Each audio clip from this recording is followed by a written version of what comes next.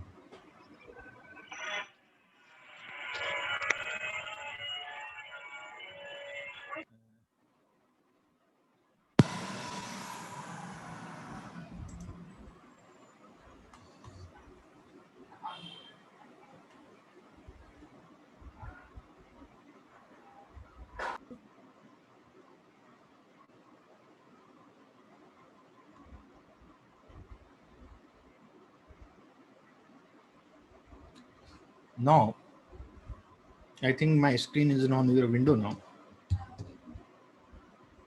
We see today first the matrix computations. Various mathematical operations are performed on the matrices using the R operators. The result of operation is also a matrix. When we perform any operation in matrix, we get the matrix. We cannot get a scalar value. Okay. The dimensions, number of rows and columns should be same for the matrices involved in the operation. Here, what we are going to do that the few operations, there is a multiplication, various sort of multiplication in the matrices. One is the scalar quantity we could multiply in a matrix. It will multiply with the all element of the matrix.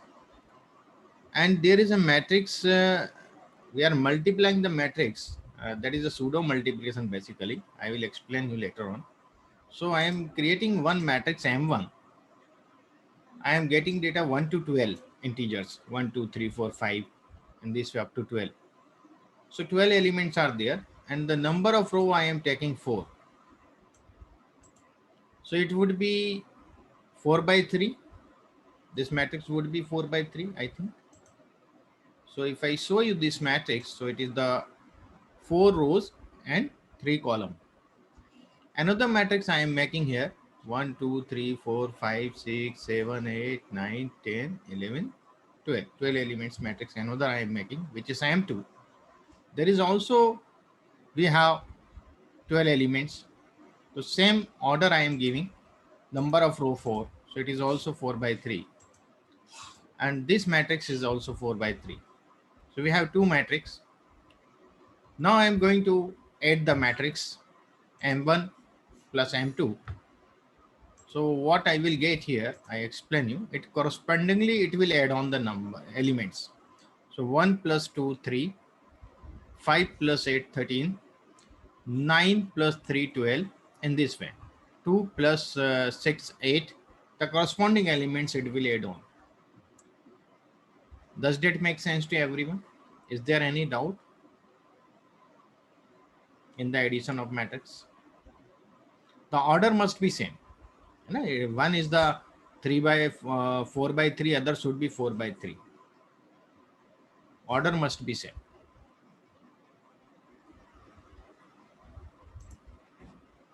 No doubt. Okay. Let me proceed.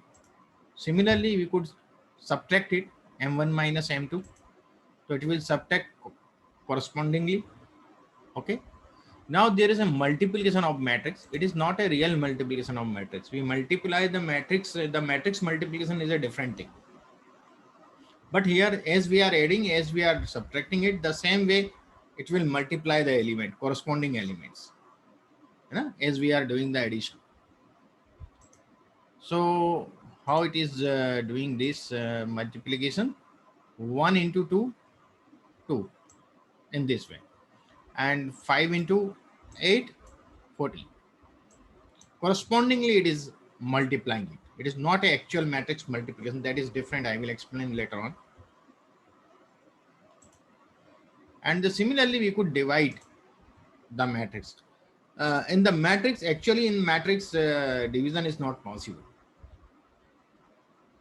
If you have to divide the matrix, by which we have to divide the matrix, we get the inverse of that matrix, then we multiply with another matrix. That is basically a division process. But here it is not a like that division. It is a division, pseudo division of the matrix. So if I just run this much,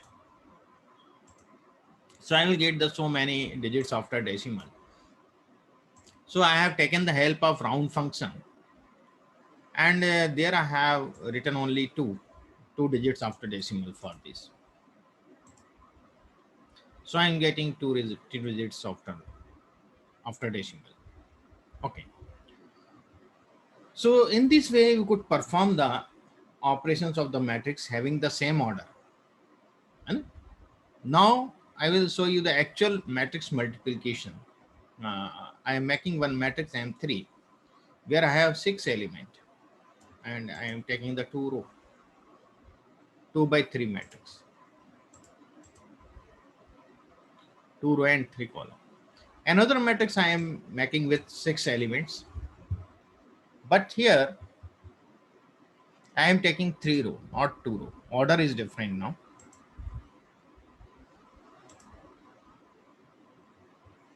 So I explain you how did it happen, this multiplication.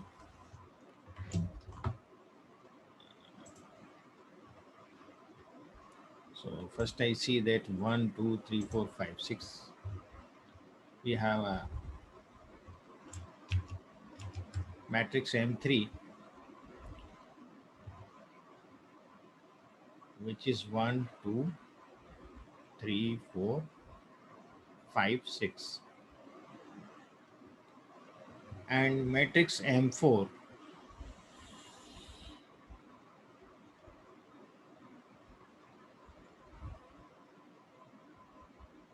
seven, 8, 9, 10, 11, 12.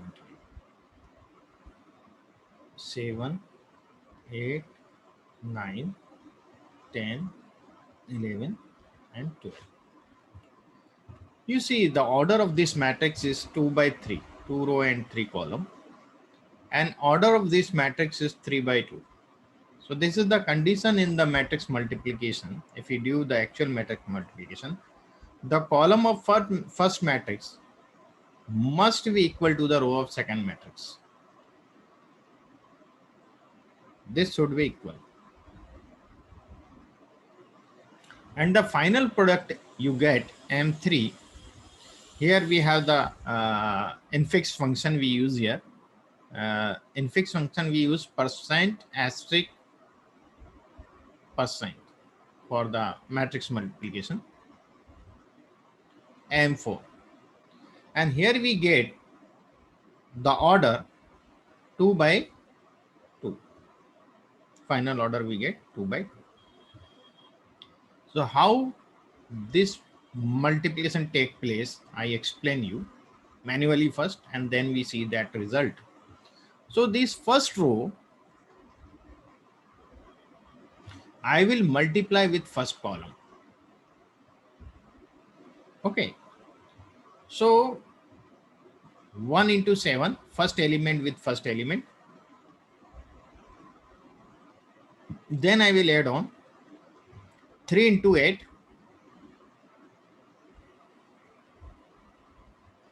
Then again I will add on 5 into 9. Does that make sense to everyone? How I am multiplying it? This is my first element I have got of the final matrix. Now this first row with second column. Same way. 1 into 10 plus 3 into 11 plus 5 into 12. Okay. Now second row with first column. So 2 into 7 plus 4 into 8 plus 6 into 9. Similarly, second row and second column, 2 into 10, 4 into 11 and 6 into 12. Got it?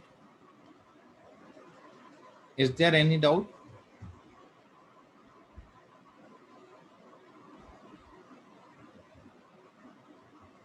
No? Okay. Now we simplify this. I simplify this. 7 1 times 7, 3 8 times 24 and 5 9 times 45, 1 10 times 10, 3 11 times 33 and 5 12 times 16,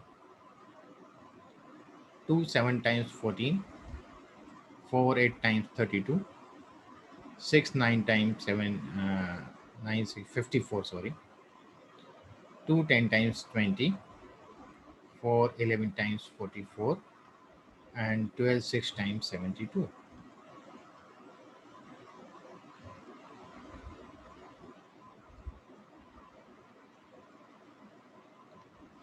Now I again simplify this.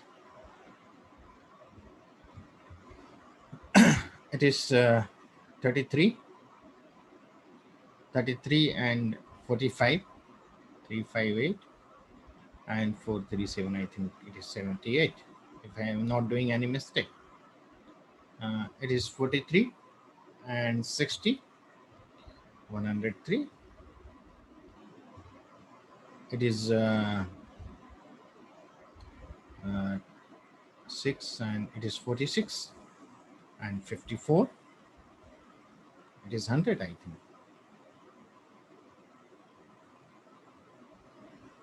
Uh, 76. Which one? This one?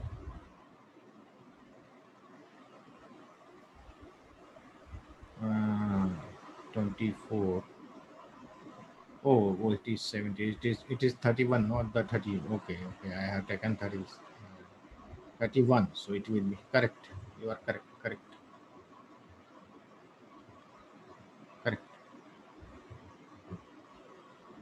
Right. 76.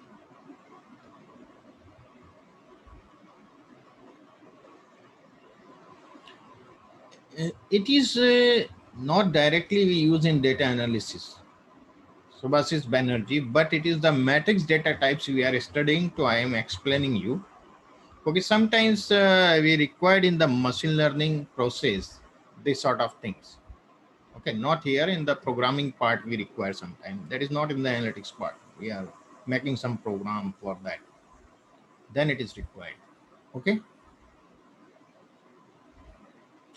One thing is we are performing analysis in R.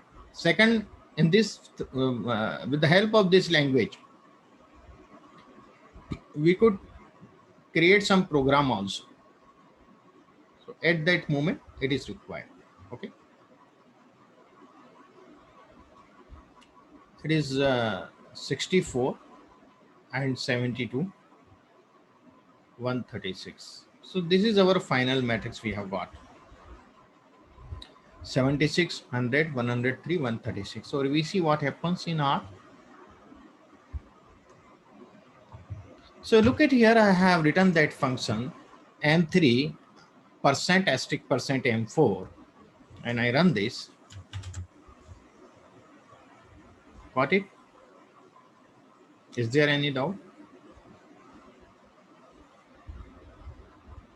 Okay.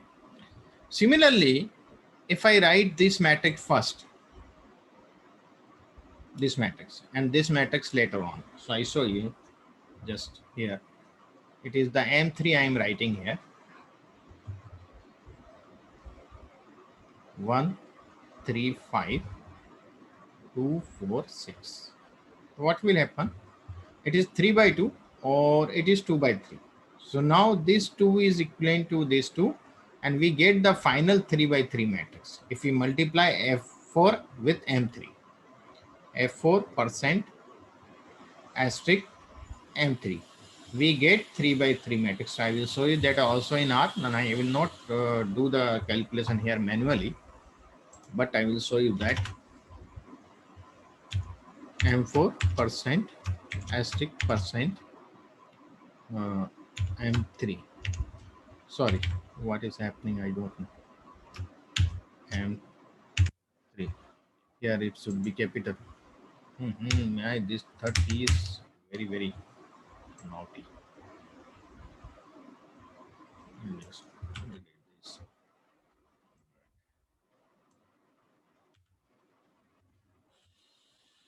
And this is small m. I have to convert it in capital.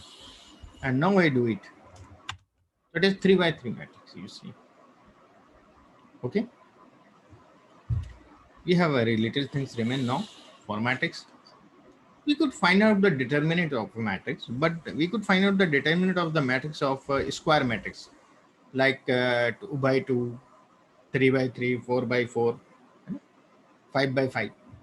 So I am making a matrix like this 3 by 3 matrix M5, and I will show you this matrix is like that. And I would like to find out the determinant of this. So determinant would be a scalar value we get to this, and the function is det det 5 M5 when the det whatever the matrix you have. So it is the minus 703. Okay. Now the last thing in the matrix is the inverse of a matrix.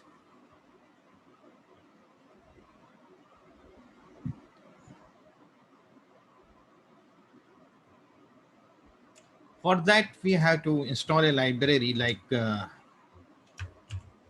matclib, and we import this library, and I will run this. It will take little time. So this is my inverse of matrix.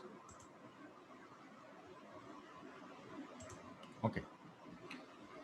And one thing I would like to explain you that if we multiply any number with its reciprocal, with its inverse, if I multiply 5 with 1 by 5, what will happen? What I will get here? Yeah.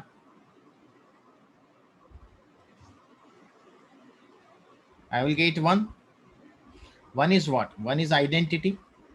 So if I multiply M5 matrix with its inverse, I must get a identity matrix which is 1 0 0 0 1 0 0 0 1, 3 by 3 identity matrix. Correct, Shiv Kumar ji.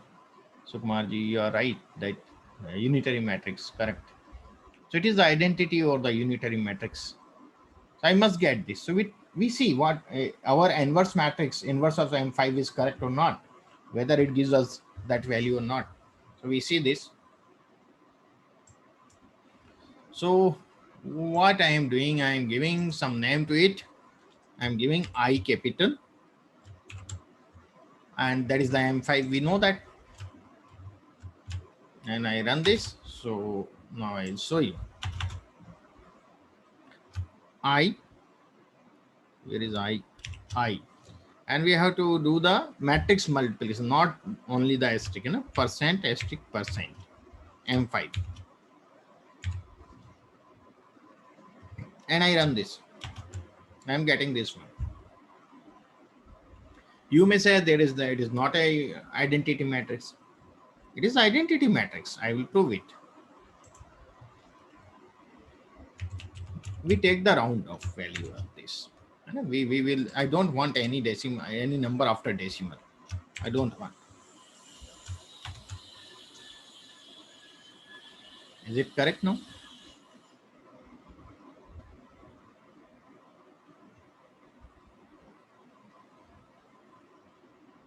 Matlab we are using for inverse function, inverse of matrix. Inverse function is the it is in the Matlab library. It is not our, I think, R base. Suppose I would try, I think that it may be involved there or not, because they were going to involve that inverse in base also. But I see, I just unclick that inverse library and then I try to run it, whether it works or not. Okay.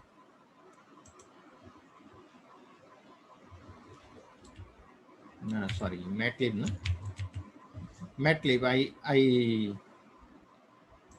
remove it, detach this package. I have imported, now I have detached it, and I run this, try to run this. Okay. And see what happens. Oh, it has not been involved there in the R base. It is still the function of Matlab. Okay. Is there any doubt now?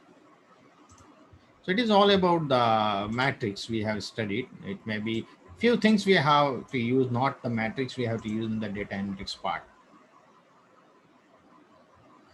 How to install a package? Okay, I will explain you how to install the package.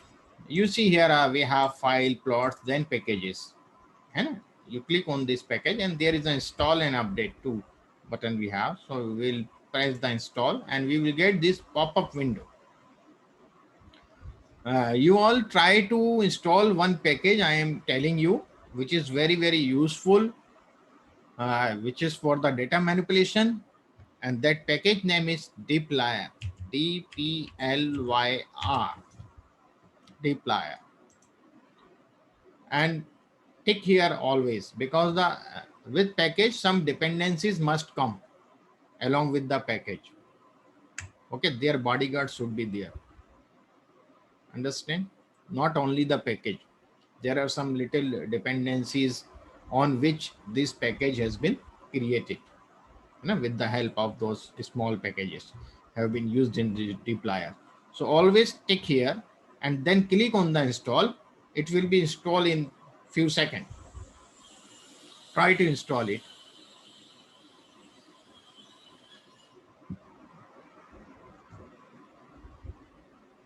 It will take little time.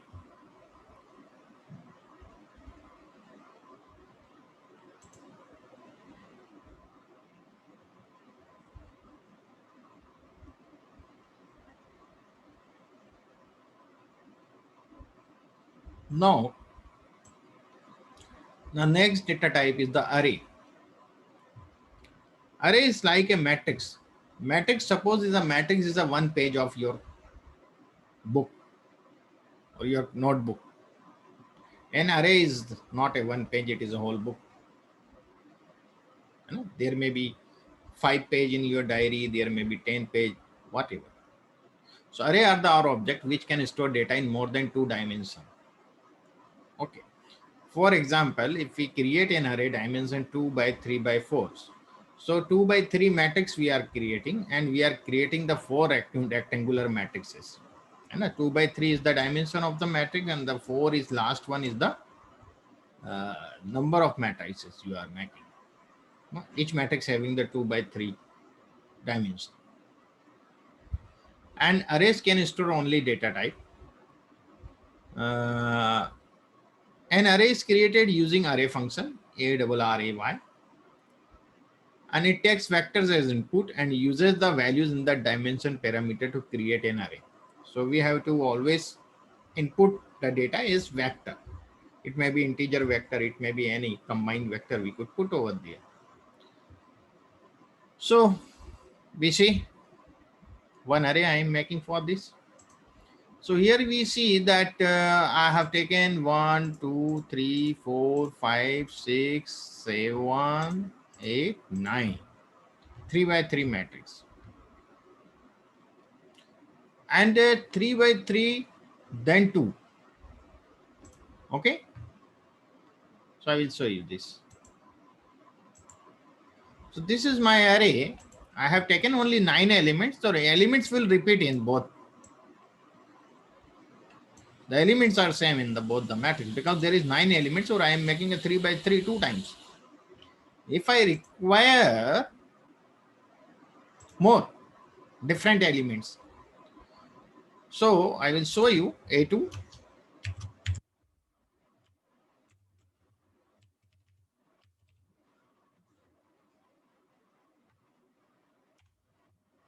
And I take from 1 to 18. Now the 18 elements I have. And I am dimension, I am writing that. See, it should be in a vector 3 by 3 by 2. And I run this. And I show you this A2. You will get. Now you see there is 1 to 9 and the later on the second array, second matrix. So does that make sense to everyone? Okay. Now we have the different elements. Dimension is the size 3 by 3. 3 by 3 is the matrix order, and there are two matrix. This is 2 for number of matrix. Now is there any doubt?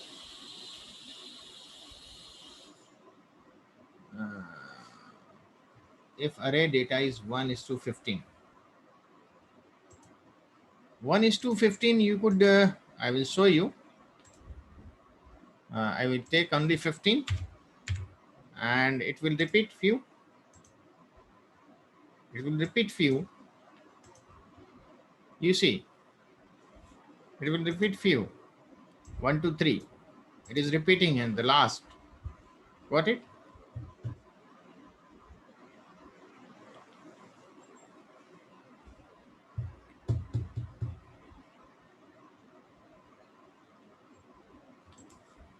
So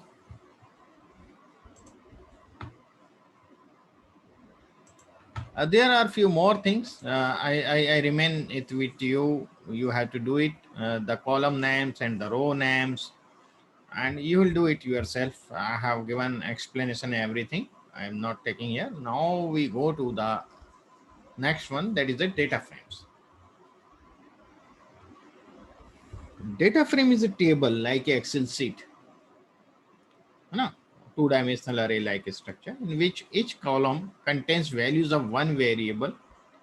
It means each column is a vector in data frame, and each row contains one set of value for each column. Okay, that is we as we know in the Excel sheet, just same the Excel sheet.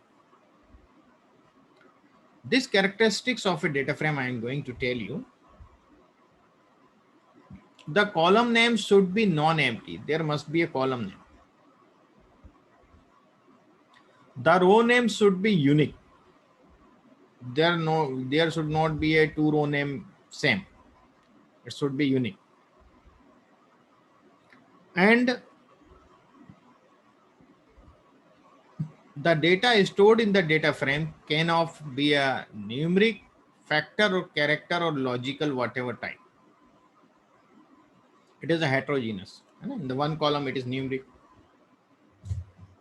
Next column it is logical. In this way.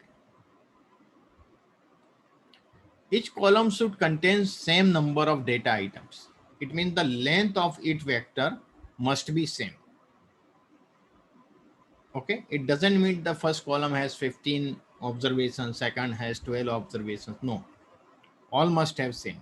If you don't have, then it would be a NA. It would be a NA, missing value. but the length would be same. Generally, we don't create data frame here in R. We don't do the data entry in R. We do the data entry in manually. If you have to do, we use the Excel sheet where we could easily enter the data, or it comes through the some software like where you do the entry like the mall or in the hospital. You enter the patient name and their disease and their descriptions, whatever. So we get that in a SQL database somewhere, maybe in the some database, and then database we call here and work on that. Okay, we could convert that SQL in Excel or the CSV, whatever format. So here we are going to create a data frame. You see, I have given a vector name everywhere. V1, V2. I could not write only this, that. Uh, if I remove this, there would be some error. It will not create the data frame. So it means vector name is very, very important. I have mentioned here the column name should be non-empty. So there are five elements, there are five elements, there are five elements, there are five elements. I have explained you the column should contain same number of data items. And the function name is data.frame, not the data frame, data.frame. And I am giving object name df. And I run this. And I print this on the console. You see, this is my data frame. Now I would like to view this data frame. You see, here is my data frame df5 observations for variables. And I want to view the V would be capital and VIEW df. So I could view this data frame here. Okay, is it clear to all?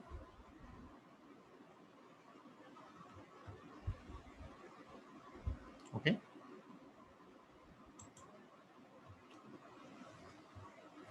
We could view this data frame from here also. I just click somewhere, I will get it on that row.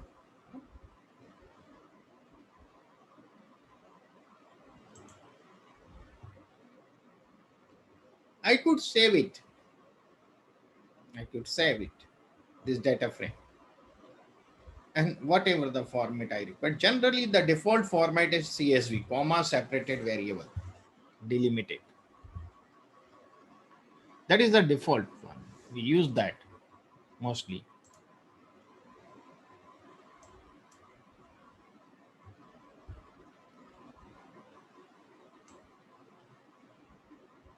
I remove this first. DF5 already is there, so I'm going to delete this from here. It has been deleted. There is no DF5 now. I have, and I am right .csv function we have to use, and don't give any object name in this function. We are going to write, you are commanding, and by which name it is, you have to write that name without any quotes, then comma, and the what name you want to save it. You want to save it df5 whatever xyz in quotes. An extension is compulsory to write .csv. Okay, here also it is in the function, and also we have to write here. And I run this. Now I see here what happened. df5 csv. Got it. Now I will see this that package. I will show you that there.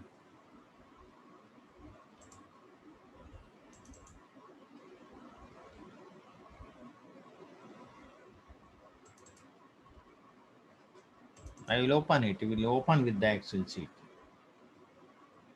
Got it? It will open in this way. Is there any doubt?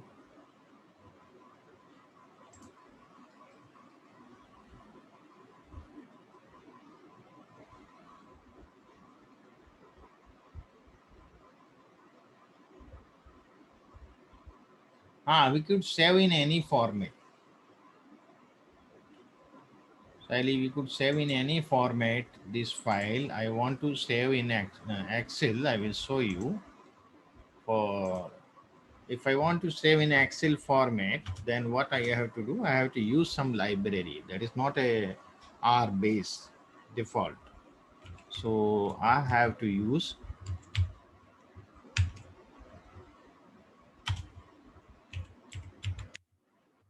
library, that is the read Excel. I had to run that. Then I am able to write. If I get or not, I don't know.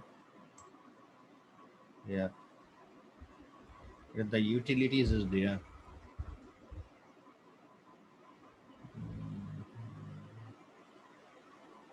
We could read this with the read Excel, and we have to see for the write. So I will see is there any package for write that.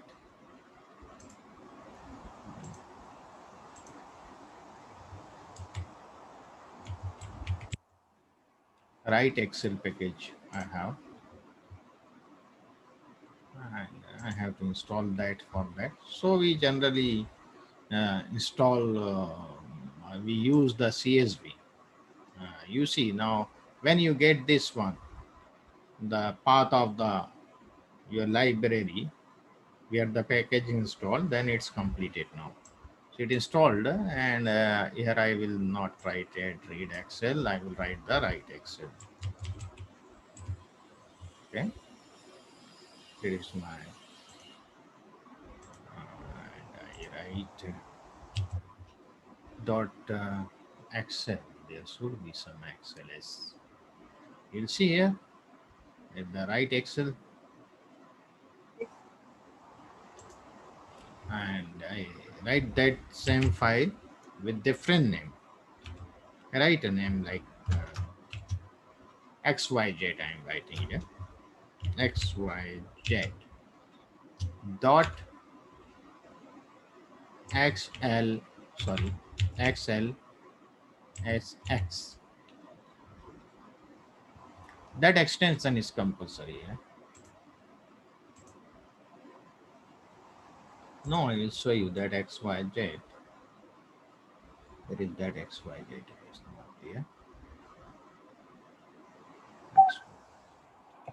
Series. Just a moment.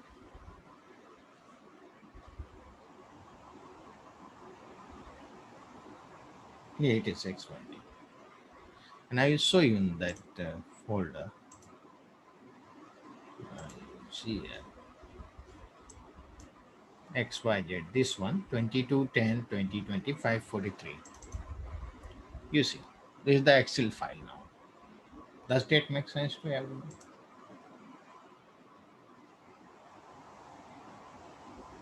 Asna, there are many packages, but when you practice the few packages we have to install, when you practice, you could remember which packages when it is required. Okay. Uh, that's why we have to do some practice on R. Understand this thing? Yes, sir.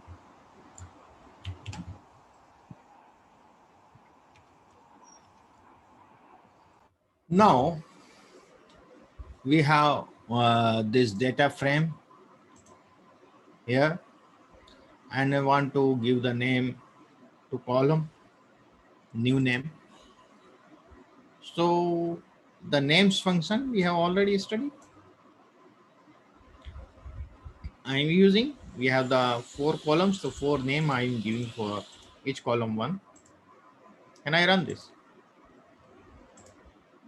You see, name has been assigned to it, and I also want to give the row names. Here the day 1, day 2, day 3, day 4, day 5. So row dot names. This function we have used in the matrix also. Okay, the same function is here. Look at it. Got it? Row names and columns name we have given. Few important thing I would like to explain you here.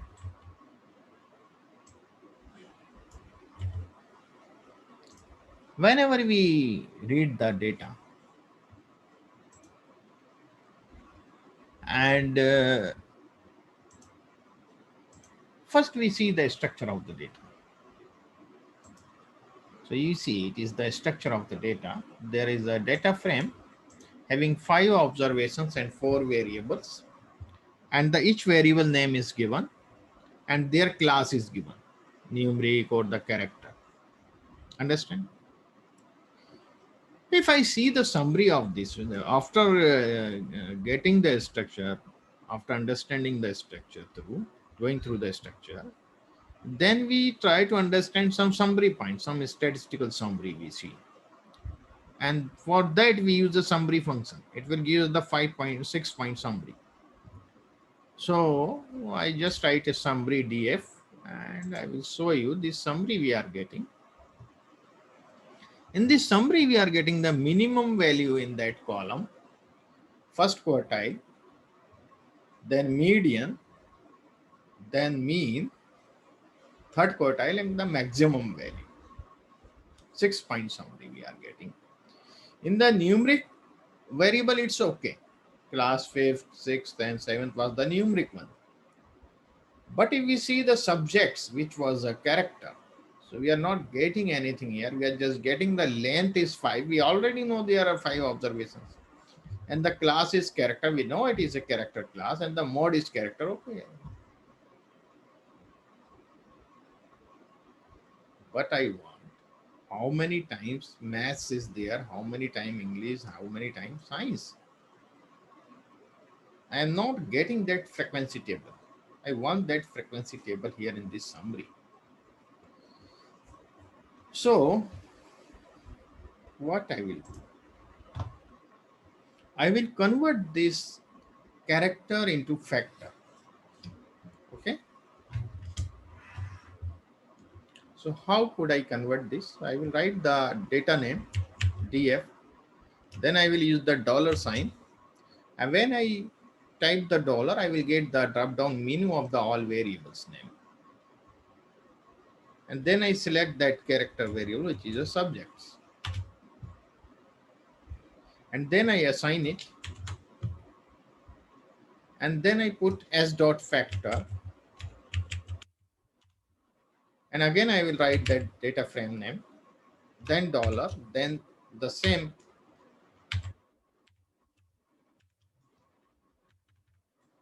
variable, and I do it. Now again I will show you the structure on the for subject column. You see it is a factor with 3 levels. Now previously it was not factor, it was a character. Now it is a factor with 3 levels: English, math, and science. And they have given the level 1, 2, 3. 1 to English, 2 to math, and 3rd to science. Does that make sense to everyone? Now we see what is the why we have used it. Now we again see the summary. We could see here, you see in the previous summary this character class. Now you see this summary. Are you getting the difference in both? The English is 2 times there, math is 1 time, and science is 2 times.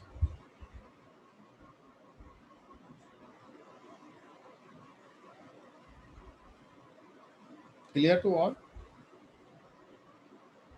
So factor has its own characteristics. Understand?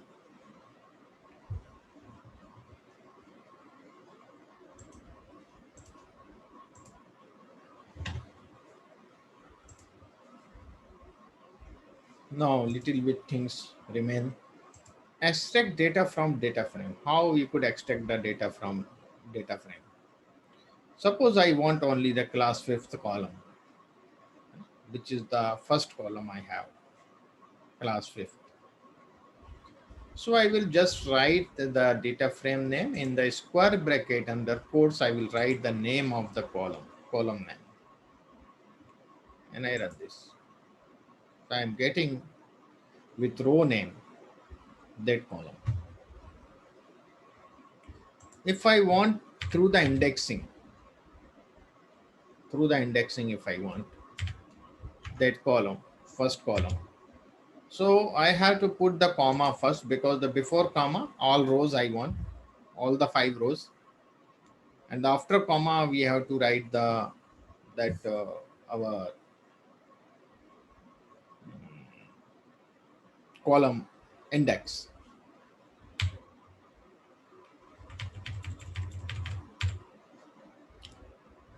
And I run this.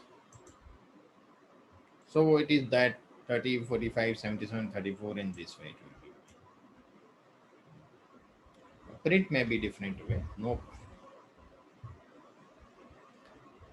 Now I want to select 2 columns. Whenever you are selecting more than one, you have to use a vector, combine vector.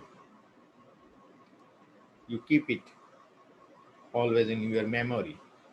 If there is single, no problem. If there is double, then there is a combine. Okay. So see,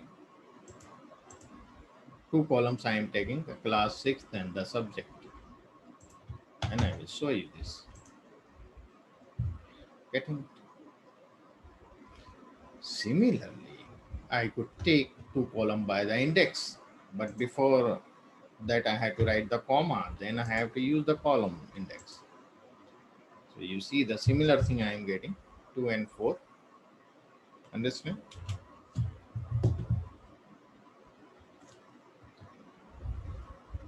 Now I want 3 and 4. 3 for the third row and the fourth column. So I will show you that third row and fourth column first. Okay, I will show you about what here. Third row and fourth column. It is the signs. I must get the signs here. Okay. I will get the single value signs.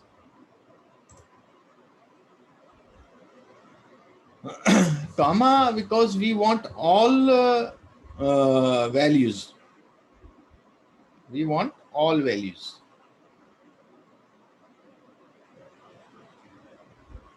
394. This is for row and this is for column. Before comma there is a number of row, and after column there is a number of column. So here we are getting all rows. So we won't put anything when we are using the index. We just put the comma. Before comma we are not writing anything. It means all row will be taken in consideration. Understand? And here if you see, I explain you. If you just want a row, I am showing you row also. If you just want to, it is for the third row and the fourth column. If I want second row, suppose only the second row, if I want.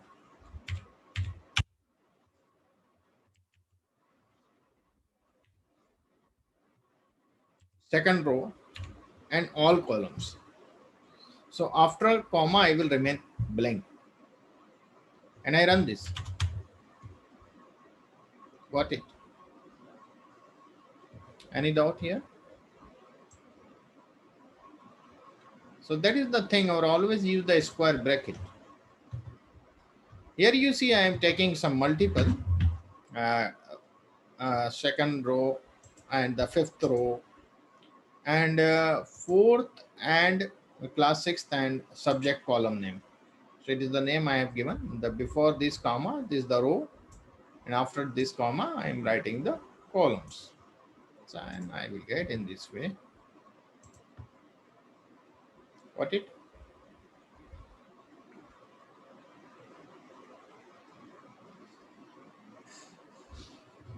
Similarly, day 2 I want all column. I could write in this way. When you write the column or row name, there is must to use the comma. But in column name, there is no requirement of comma before it. If you are using indexing, then there is necessary to use the comma. But if you are using the column name, no need. But row name, there is a need after row name. If you are using all the columns. Now I want to change the value of some third row and first column. Third row and first column is the 77 value. Wrongly it has been typed. Now I want to correct it. And I want to write there 57. So what I will do, third row, first column. If I just show you this one, so it will show the what is the value over there. There is 77. And I want to convert them in 57. I just put the 57, assign this, and I will get it. Now if you see here, you will get here 57. Is it clear to all? How to manipulate the value? How we could change the value in a data frame? Now we see this. I will tell you later on how to expand the data frame. I will just telling you. I will not use here this. But,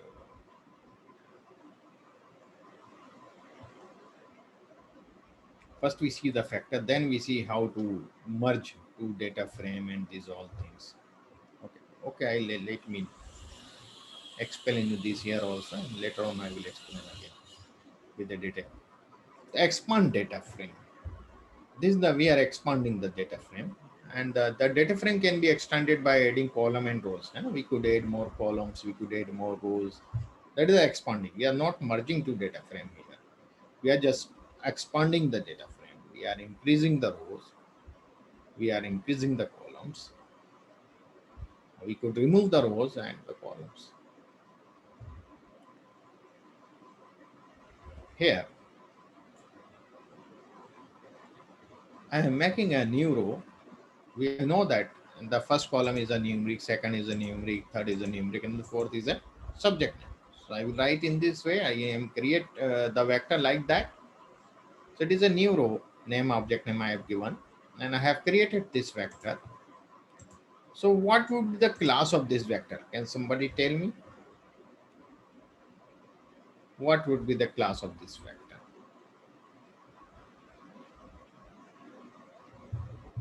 Yeah, one is Kavinath, character, correct. Character would be the class because the one element is character, so it will convert the whole class in character, the whole this vector in character class. If I show you, so you'll see, you could understand better. You will get all the numbers all in quotes now. I have not used here quotes, but we are using it. If I ask about the class, new row, then it is a character class, correct? It is the row bind. Already I have a data frame and I want to add this row. It is a row bind. So I will use a function R bind, R for the row bind. I will write that data frame and the new row after comma. And the new data frame name would be same. I am using the same df. I don't want to change the df2 or df1, whatever. I want to change in the data frame. So I run this. And if you see this data frame here, see there, what it.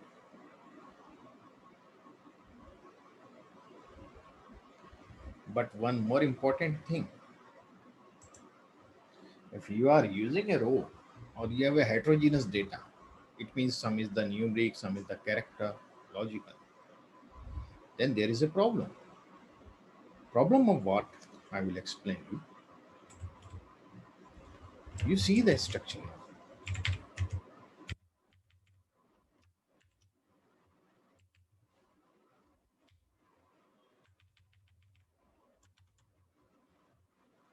You see the structure. Are you getting this structure? What is the difference between this and the original structure what we had previously?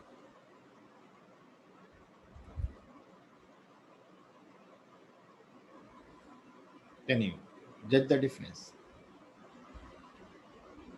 No, no, no, no, no. Subject is factor. Okay, there is no problem in the subject. There is a problem in the other variables which were numeric. Now they are character.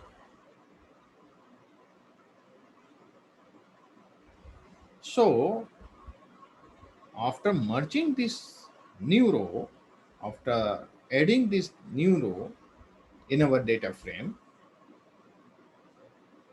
it has disturbed everything in the data frame. It has changed the class of numeric variables in character.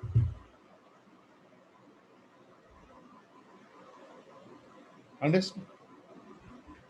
Now what we will do? Because we could not perform any numeric activity over there, the arithmetical operation or anything. Then we convert this all, whatever the character, we convert them in numeric. How can we convert them in numeric? I explain you. Not it should be the same way as we have converted in factor. The same procedure we have to follow here. We will follow the df dollar. Oh, this third key is always giving me.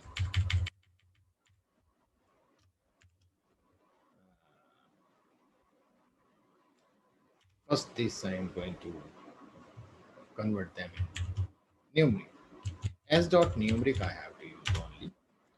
And df, the similar procedure as we have followed over here. And df dollar 6. We could use the for loop also for that, but I have not explained you about the loop, so I am not using that.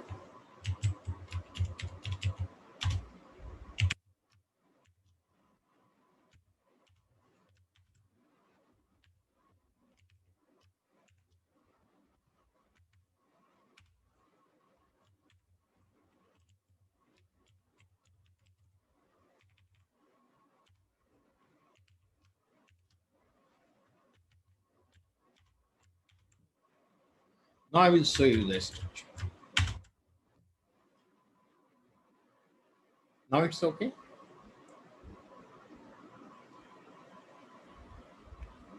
Which syntax we have just used this structure df we have used, and here we have used the s dot numeric.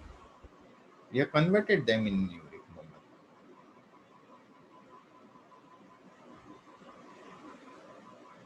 Which syntax you want to explain? This one. So this one is very simple. We have the s dot numeric and that df dollar, that particular column we have used. Javed?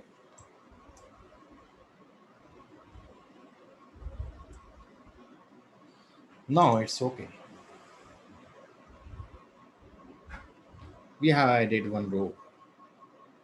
Now I am going to add one column. Now we have 6 observations. And there I want to write the name day 6. First I will do this activity. How I will write it? So I will write the row dot names df. In the square bracket I will write the where I want, in which row. It is the 6th row I am mentioning there. And in the codes I will write the day 6 and I run this. Now I show you this. That is the day 6. Does that make sense to everyone? You have to do the practice with this. It's not a thing that you have just seen this lecture, you have attended only the lecture, you don't do any practice. You have to do this practice again and again, 2 or 3 times, maybe the 4 times. the script and you change the thing and you do it. You must have some patience to learn the programming language. When I learned it myself, I have the self-taught person. So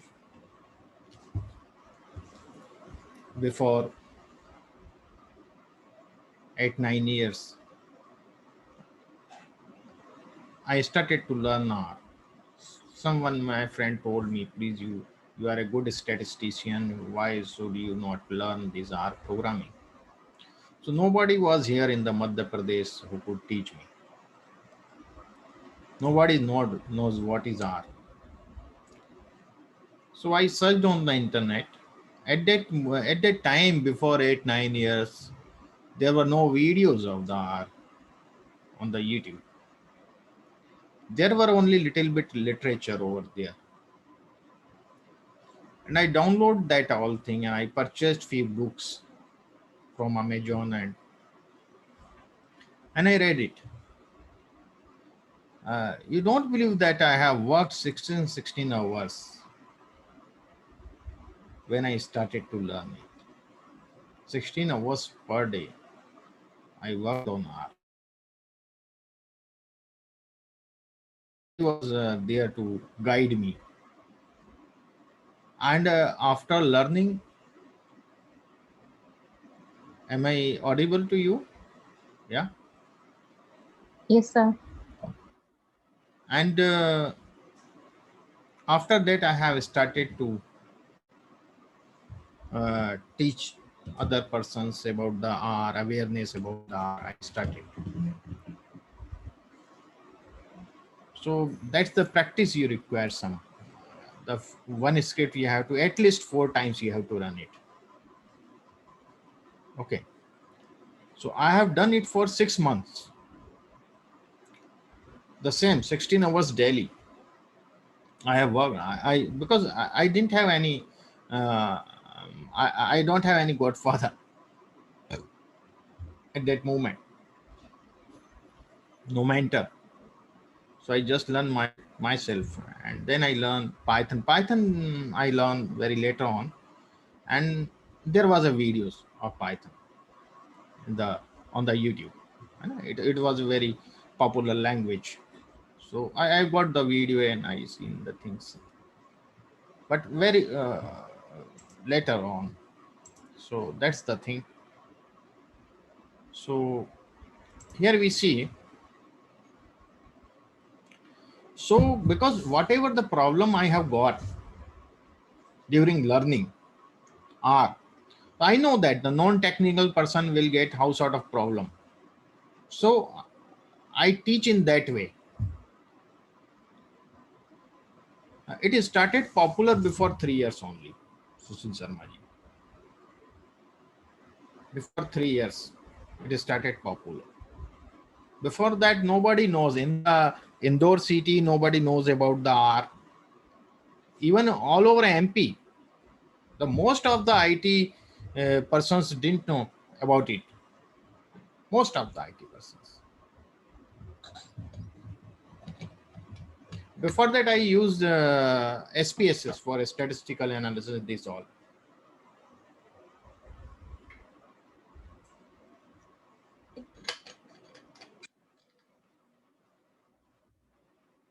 Yes, we do Python, and we are planning to start a new batch. And we see, because the Python would not be free. It is the complete course we are going to start. R is we, because the R we are getting the more candidate because there are so many academicians interested in R, and we want to. So we are keeping this to intermediate, up to intermediate. We are sometime free, but Python it would be the paid total for academicians. For the analytics, R is better. For machine learning, artificial intelligence, if you want to deploy something, If you want to create a program and then you want to deploy it, then the Python is better.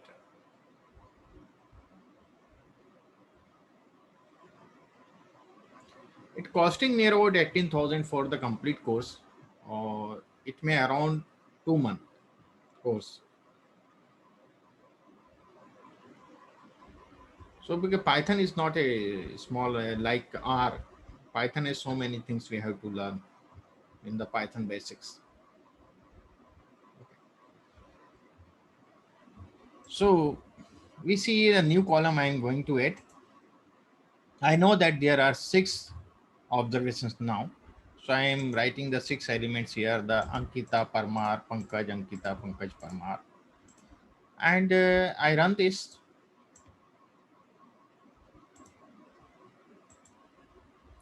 And I will show you this. So it is a character, pure character column. And I C bind it. It is C bind. No, it will bind here, column bind. It is not a row bind. So we will C bind it. And in C bind, we'll use the df and the new column as we have done in the row bind, R bind, the same thing inside the same, but instead of R, there is C. And I run this and I will show you. Look at this. We have a new column. I want to change the name. So I will just write the call names df and the 5th column teacher name. So it is a teacher name you see now. We see the structure also here.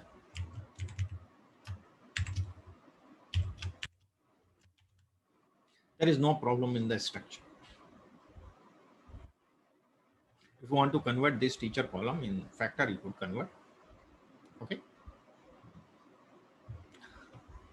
But the other columns are numeric as it is.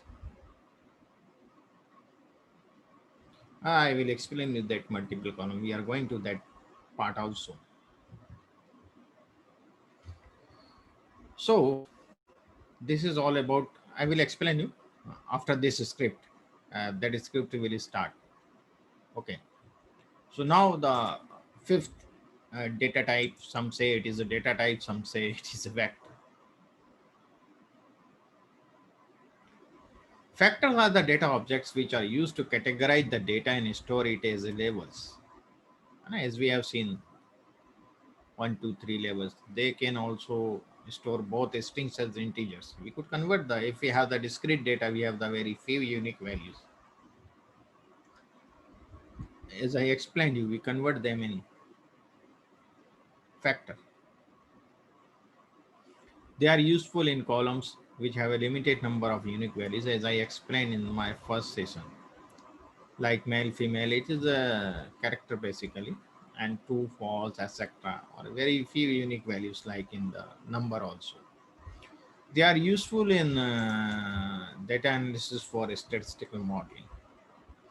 Factors are using the factor function. We could use this factor function also. But generally what we do, we create a vector and then we convert them in factor. That is the best way, I think so. So this function we could also use. Okay. But here I am creating a vector. It is a C is a for vector. And I have written the east, north, east, west in this way. And I run this. And I ask, is dot factor V1? No, it is false. It's a vector.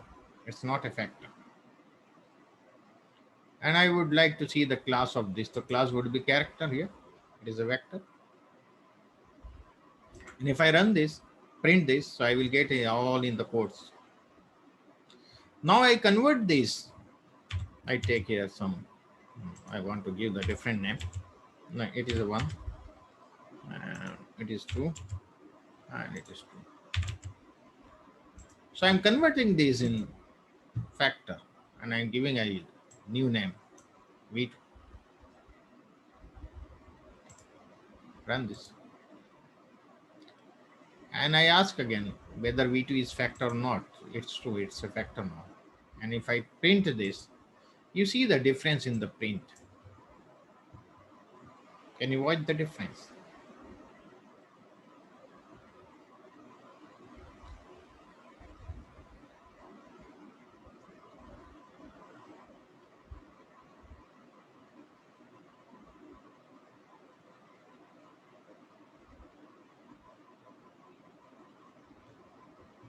The difference is that there is a code, there is no codes. It is not mentioned in the codes. There is a labels is also written east, north, south, and west. So this label is as per the dictionary. You see, E come first, then N, then S, and then W. Understand? Okay. I will tell you some more thing. Now I want to change this order of labels. Okay. So I explain why I am doing this first. We see that I change the color so it will would look like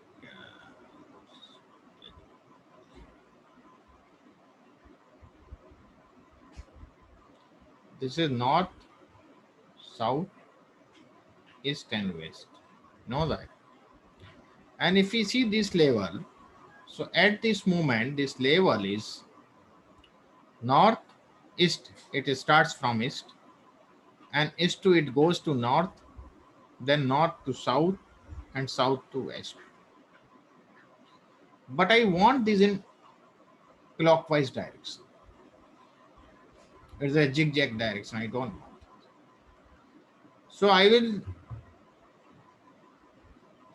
change the labels, order of labels. So how could I change the order of labels? I explain you. Here I will use that factor function which I mentioned you. In this factor function, I will use that vector, which this is the v1 vector we have used now first time. V1 is a vector we have. This v1.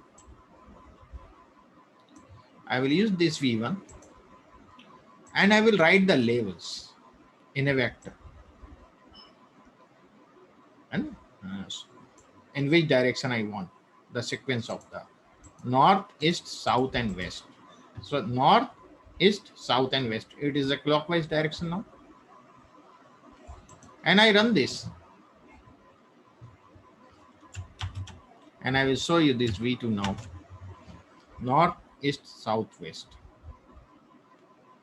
Does that make sense to you? In the previous level and this level's order, you see it is different. Okay. So in this way, we could change it. Now we have one more function, which is the GL, generating labels. Generating factor labels. We generate the factor labels by using GL function. Nobody use it. I have not used it practically anywhere up to now.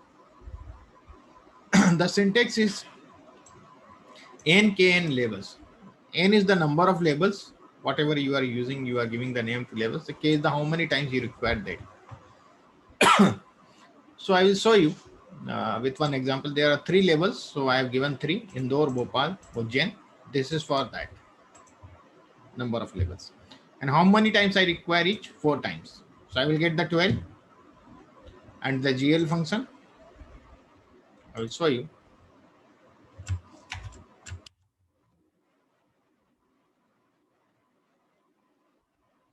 Okay. Indore, Indore, Indore, Bhopal, Bhopal, Bhopal, Ujjain, Ujjain, Ujjain. Is there any doubt? Any question?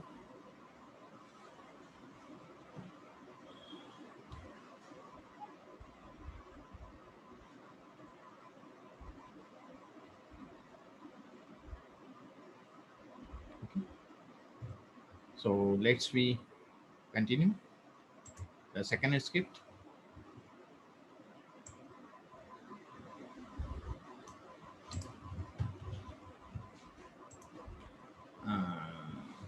Before second, I would write to run the third script. Okay, then we run the second one. Third script is very simple. Why I am running this, you will understand. Because we have expanded our data frame previously. We had on one column and the one row in the data frame. Now somebody asked me how you could add multiple columns and the multiple rows in the data frame. So this process is called the merging of data frames. First, we create a data frame of those columns. Then we merge these two data frame. So if we are using the function cbind or R1 for merging the data frame, so there is one condition. I will explain you here. You see, I am making two data frame first, df1 and df2. df1 there is 10 observations, 1 to 10 id you see here, and second column is age. First column is id and second column is age. So I run this, I remove these all things which is not useful now, so you could understand better. I remove this also, it would be clear, you could better understand the things. And what I do, I run this and I will show you the df1. So df1 is my this first data frame having 10 observations and 2 columns. I have another data frame where the gender, I am taking the sample male and female 10 times. I will explain you this sample function later on. And in the second script it is replacement true. And second is the education, which is the replication function I am using. I will explain this function also with the second script. And there is a UG and PG 5 times each. So I run this and you just see the data frame. Now we are not going inside how I prepared this data frame, but you see the data frame. There is a gender and education. And the previous there was a ID and age, and there are 10 observation. Observation must be same. If you are doing the cbind, the number of observations must be same. Number of rows must be same. If you are doing the cbind, columns may be different. There may be in one data frame, maybe 3 column data frame, maybe 15 columns, no problem. Column name should be different, not a unique column name in the both the data frame. Okay. So cbind I am doing, oh, it's very simple, df1 and df2. And I'm making a new name, I'm giving it df3. So I will show you the df3, you see. Is it clear to Pravindranath ji?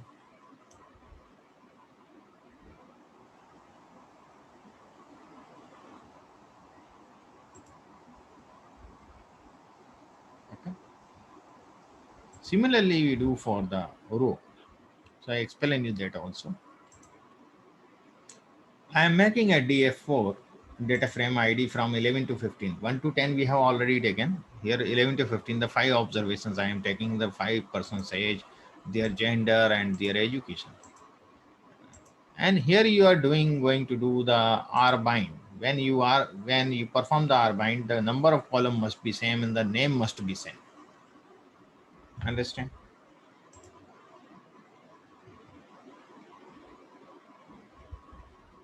I have explained you previously how to add a column with a vector. You have created one vector. You could comma, then put the that columns now. In the C bind, you put the df, then v1, then v2, v3, whatever the vector you have. You can do that. No problem. It will all add on.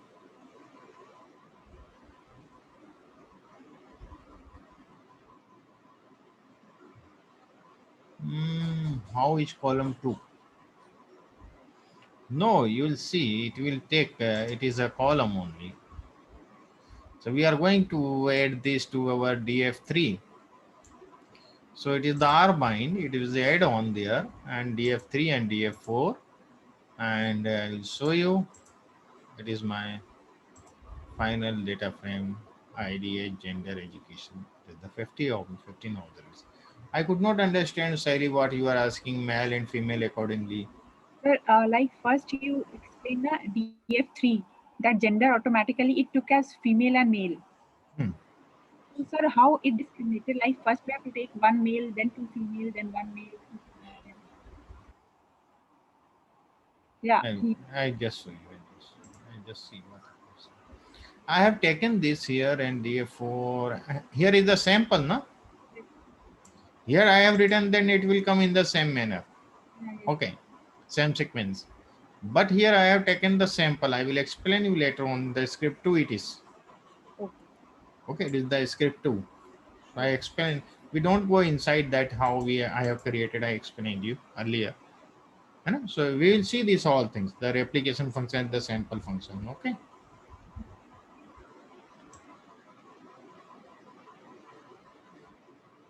It is clear to all. There are the condition. For the row bind, there is a condition. है In the row bind, what is the condition? That the column should be same. The column name should be same. In the C bind, number of rows should be same. Understand? Now, sometimes we have different dimension in the data frame. One data frame is of a different dimension. Second data frame of a different dimension. Still, we want to merge them. How we could merge? These conditions are not fulfilled of the R bind and the C bind here. Okay. Then we require one common column in both the data frame. That is called a key column. One common column like the customer ID. I will explain you. Here we have to use the dplyr function, which I explained. I asked you to download this package. I am importing.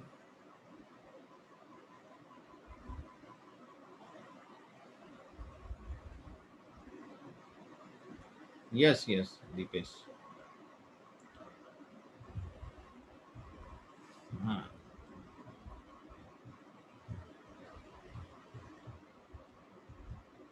Here we see that we use the dplyr library, and I import this library because this function what I am going to use, the inner underscore join and the left underscore join, these are the functions of dplyr library. So this function we have to apply. So I am importing this library and I am creating two data frame. Am I audible to you all? Nafisa is not able to hear me. Nafisa, please you log out and log in again. I think there is a problem with from your side, maybe. Okay.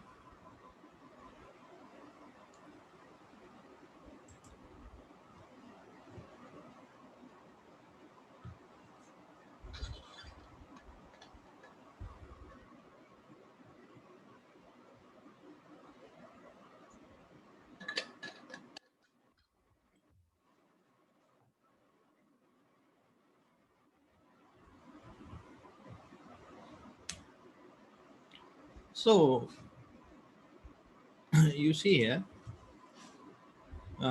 we are making one data frame with this customer ID 126, and there is another column. First is the customer ID, and second one is the product. And product I am using the replication function. I will explain you later, which is in the script 2. We are using the script 3 first. Script 2 later on we don't know how I am making this data. So I am replicate toaster 3 times. It will repeat 3 times, and the replicate radio 3 times. So I will get the 6 observation in the product and the 6 ID I have. Understand? And I run this. I will show you this data frame. Look at this. This is the data frame. And I have another data frame having the same column. Customer ID is a key column, the common column in both. but the observations may be some different. Some are the same observations and some are different. You see here is the 3, 4, 7, 8 observation, and here is the instead of product there is another column which name is CT. I am repeating it, Bhopal 2 times in the Indore 2 times. There are 4, so it will be 4 times. You see. So key column is customer ID, and 3 and 4 customer ID also in the first data frame, in the second data frame.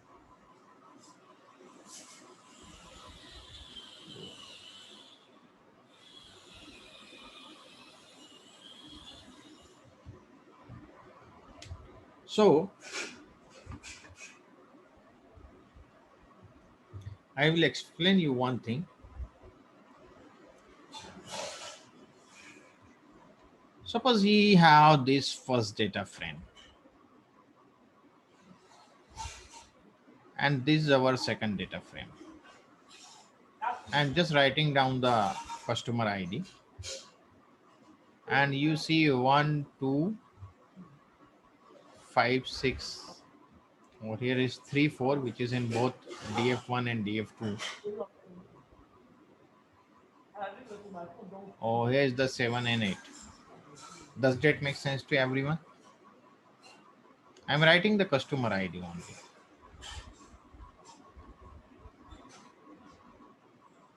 Okay.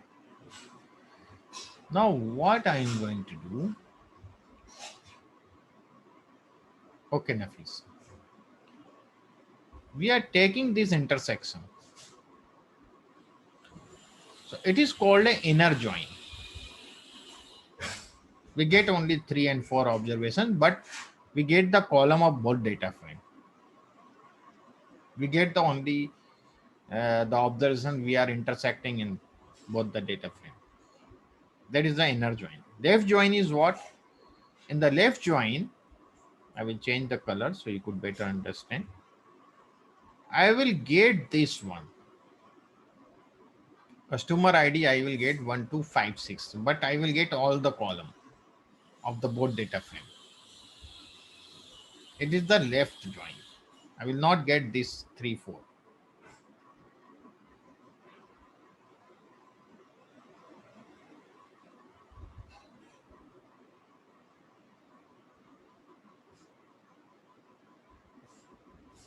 And the right join,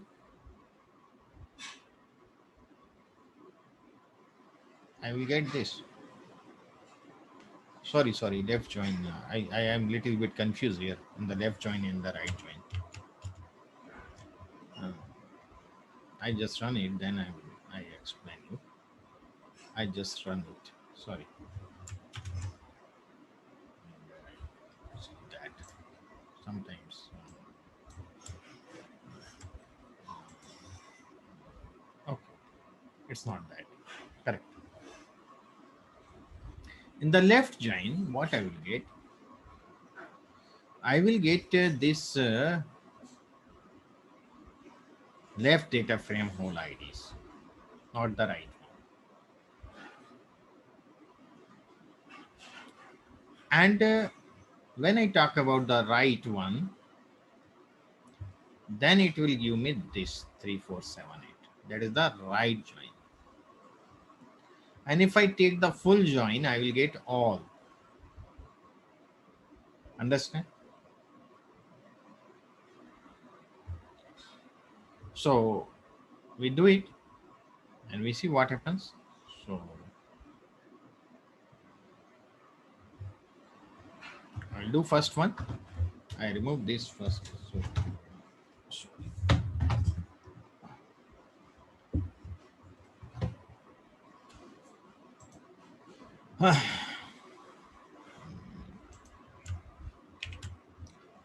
I show you DF1 first. I print DF1. I print DF2. And later I am using the inner underscore join. You could give any object name here. I have given inner. You could give XYZ whatever you want. Okay. The function is this. inner underscore join. I run this and I will show you the output of this. So you look at here, it is the inner join. I explained you this at that moment. Okay, so you see the 3 and 4, 3 and 4 here and 3 and 4 here. So it is taking only the intersecting, but giving the column of both the data frame. Does that make sense to everyone? Now you see the left join, and I will show you the left join. In the left join, you see all the elements of the first data frame, but column of the both data frame. Wherever the element is not there in the second data frame columns, it is NA. Okay. And the right join, I'll show you the right join. I will get a 3, 4, 7, 8. 3, 4, 7, 8. Wherever it is not available, then it is NA in the first data frame elements. And if I show you the full join, so look at this. It is 1, 2, 3, 4, 5, 6, 7, 8. Wherever it is okay, it is not available, then it is write the NA, not available, not available.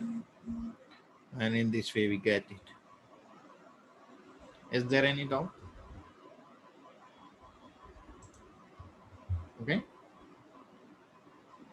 Now there is few more, semi and anti. Semi join is just like a inner join, but it will give us the column of left data frame only. It will give the intersect value, but column of that only. So I will show you that. It is giving the intersecting, but the column of left in the first data frame. If you want from this, so you write this here and you write his here. Understand? There is no problem. We change the position. Anti is excluding the common rows, common IDs, and it will give the other 1, 2, 5, 6, 7, 8. 1, 2, 5, 6 anti join. 1, 2, 5, 6. We are taking the first one. Na? 1 to 5. The whichever is intersecting, it will not give. It will give on the left side only. Understand?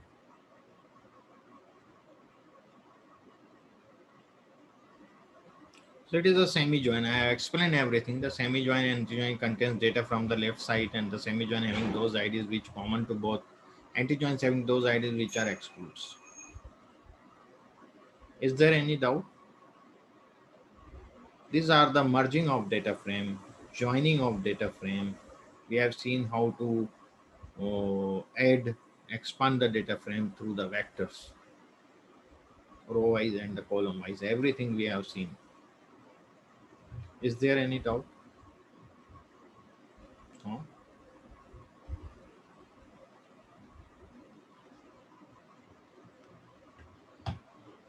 So this was our third script, and we have our second script, and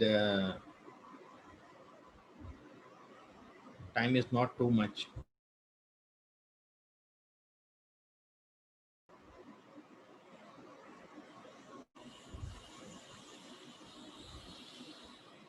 Hello, am I audible? No, because the internet is there, some interruption in the internet. We are getting. Am I audible to you? Yeah, Yes, sir. because the internet is breaking sometimes. Because so we start with some, and tomorrow we cover the remaining functions. The first thing, whenever we have to give the object name, it should not be start with a number. It should start with some character. If you have very compulsory to write one, you write in this way. If you write, you will get, if you write the number, start with the number, then you will get some error. So 1 dot more is not possible. More dot 1 is possible. Okay. So 1 dot more, you see, you write in this way, it's okay. It's the object name should not be too long, and it should be small. So you could not get do the spelling mistake whenever you reuse it.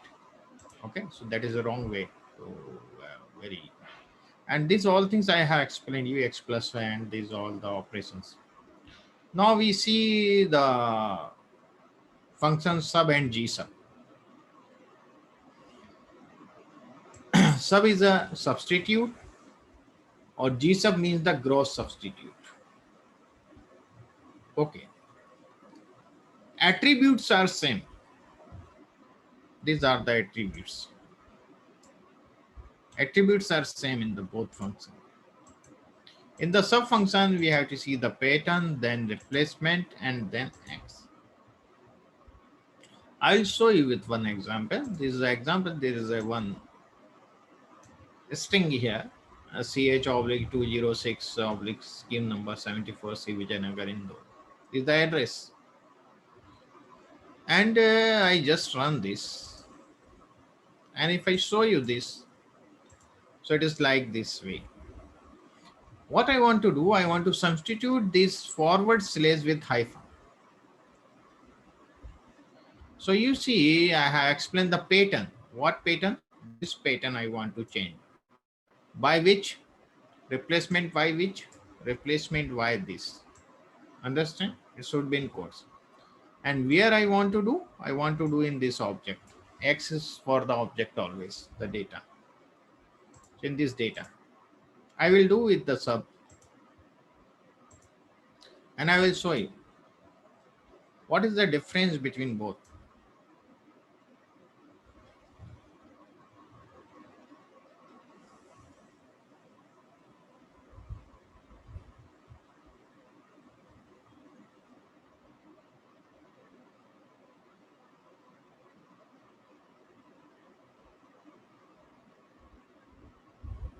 Yeah, what is the difference between both? Nothing. Watch carefully.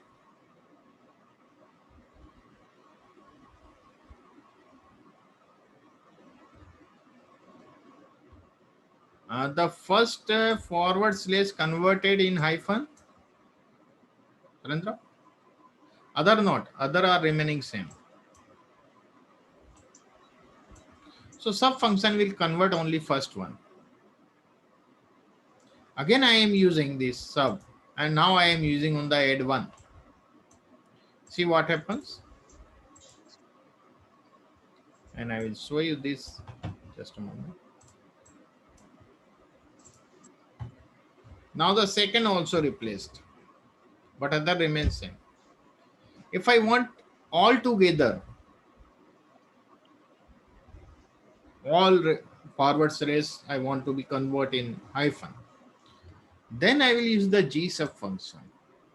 Understand?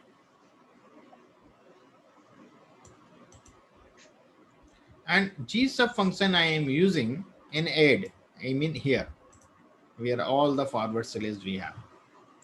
And I am converting them all forward slash into hyphen all together. So I run this and I will show you the add 3. You will see now all changed now. Is there any doubt? Is it okay?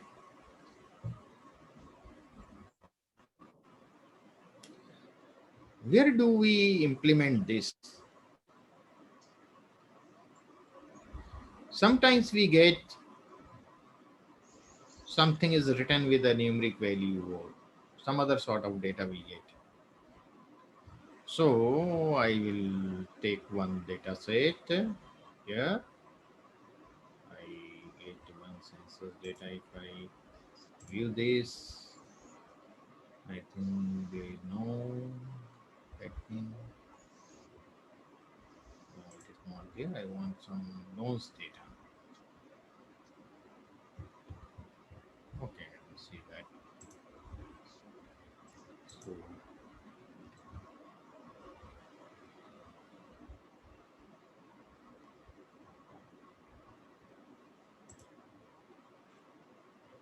Okay. Okay. I don't have that data set here in this folder, in this project, and I have to fetch that data from some other folder. If it is here, then I will just catch it here. If it is somewhere else, then how could I read that data here? So how to read the data in R, I will explain you. I'm giving a MD name. MD is a short form of my data. I use generally MD, and I have a CSV format file there. So I will use the syntax read.csv. I know the format extension of the file, and I will write the file.choose. Understand? I don't have file here in this folder.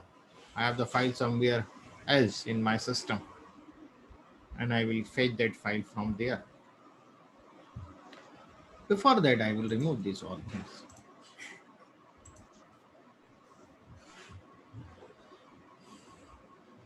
I run this.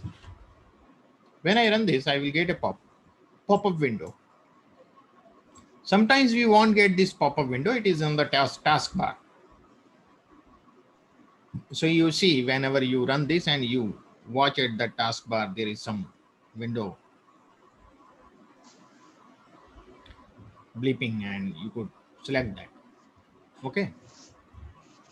And this data, I want the bank full data first. See what happens. Is there that thing? I will see here. Okay, it is not. I will explain this data also, but this is not we are going to use. You see, here is only the one variable 45,211 observations we have. And if we view this here, we are getting in this way. It's not like a data frame like this. It's not like this. What is the problem? We have chosen the CSV format file, or it is a CSV file. We know that. But if you see it, there is instead of comma, there is semicolon. Is it? Semicolon we have. If you look at here properly, minutely, you will see there is instead of comma, there is semicolon, is the separator for the column. So what we have to do when we get this sort of thing, after comma, you write separator. In the quotes, you mention the separator. What is the separator here? Here is a separator, is a semicolon, not the comma. So if I run this, you will see there is one variable. You will get the number of variables over there. Again, we have to select that because we are going to get that bank full. That is the bank full. Open. Now you see there are 17 variables instead of one. I will show you this. Now it's okay. Understand? Because sometimes we get the data where they have not used the comma, they have used some other thing like a semicolon, like a hyphen, or like a forward slash, or whatever, separate, different separator. When you try to read that data here in R, then you will get only one column, or it would be a mismatched form. So then what you will do? So you see the properly what is there, what is the separator, and then put that separator while you read the data, and you will get the proper format. Okay. So here we have this much, but here I don't have what I want. That is in some other data. So I again search it, and I see that data, loans data. That is, I think, that loans data. Okay. So I have got that 2,500 objects and 15 variables. Or here, see, it is a loans data. Okay. So here the column where we will use the GSub function. I will apply here. I will remove this percent sign. I want to remove this percent sign because of this percent sign, it is a character. and I could not do any multiplication process here, any arithmetical operation. So I want to remove this percent from here, and after removing it, it will still be character, and then I convert them in numeric after removing it. So I will show you how do I do that. MD dollar interest rate. Okay, and here I will apply G sub, and first thing is the pattern is the percent over there, and I don't want to replace anything, so I just keep it blank. Even I don't use the space over there. And where I want to do it, MD dollar interest. Understand this one? And I run this. Now I show you that is there a percent symbol is available on? There is no percent. Is it clear to all? But still it is in the character form. I will show you the structure.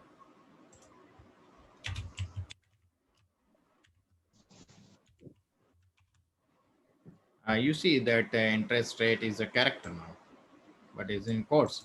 So I will convert this in numeric. So you already know how to convert this.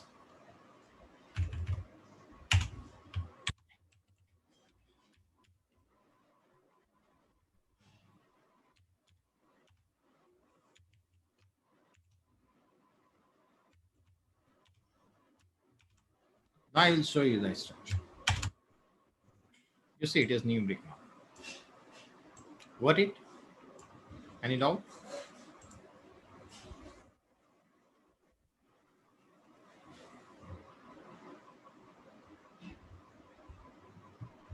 I could not understand, Javed, what you are asking, that if we select the function MD dollar, then what will happen? MD dollar is not a function. It is a path. It is the variable approach you are doing.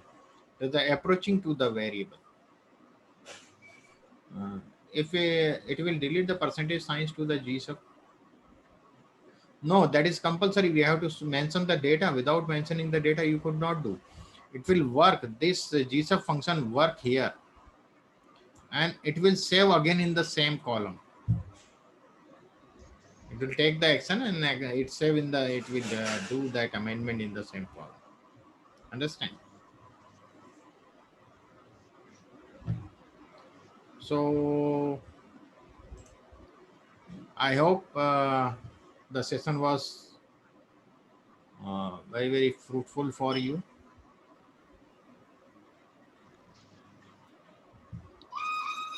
Okay, is there any doubt, any query?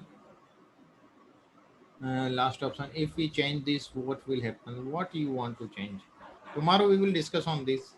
I could not understand what you are telling, Javed. Okay.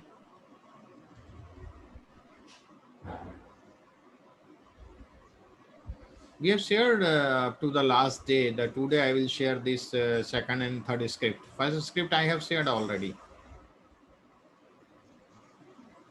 Hmm.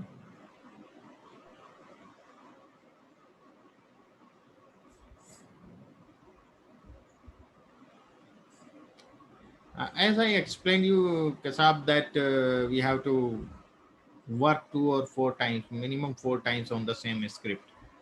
First you run the script 1-2 times, then you write on a blank script those things.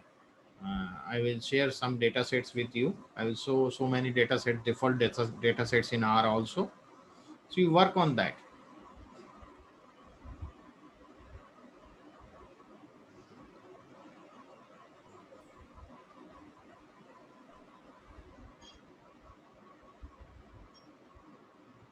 Now, add was the address. That is the object name. Address was the object name there. That is a different vector we have used. Okay. So,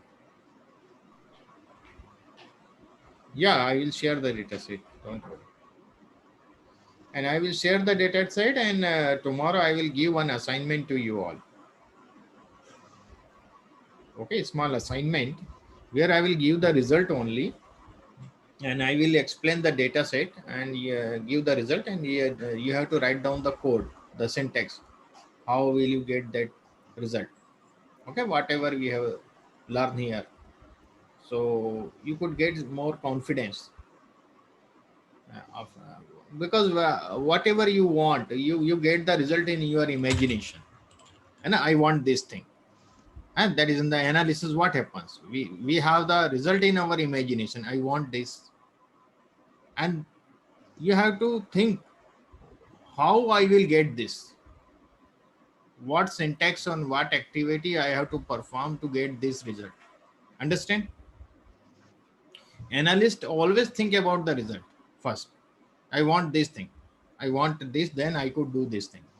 So first I have to, I want this thing in this way. So for that way, what you have to do to get that material? Okay. So that is in that way I have created my assignment. So there is a result, then you have to write the syntax for that result. How will you get that result? Okay.